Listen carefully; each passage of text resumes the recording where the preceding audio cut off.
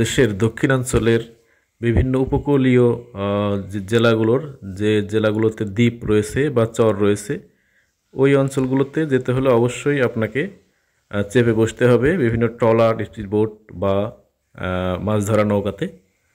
তো এই যে আমরা গিয়েছিলাম কসপিয়া থেকে ঢালচর। যেতে যেতেই আমাদের কিন্তু এরকম দৃশ্য চোখে পড়ে, নয়নাভিরাম দৃশ্য। আমরা কিন্তু রয়েছি লঞ্চে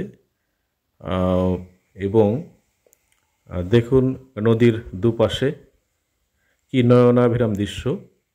এটি মেঘনা নদী,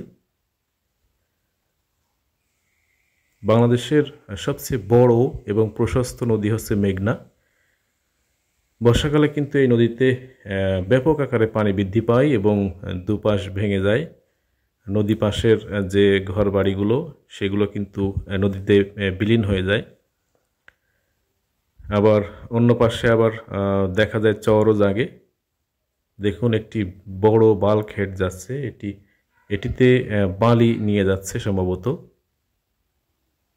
আসলেই নদীর দৃশ্য খুবই মনোরম এবং অসাধারণ হয়। এই যে দেখতে পাচ্ছেন দুই পাশের যে জনপদ, এই জনপদে কিন্তু অনেক রিস্ক থাকাটা, ঘূর্ণিঝড় বা কোনো জলোচ্ছ্বাস বা হচ্ছে কোনো বন্যার সময়ে কিন্তু এখানে প্লাবিত হয়। তখন এদের জীবনযাত্রা খুবই কঠিন হয়ে পড়ে। ধন্যবাদ সবাইকে।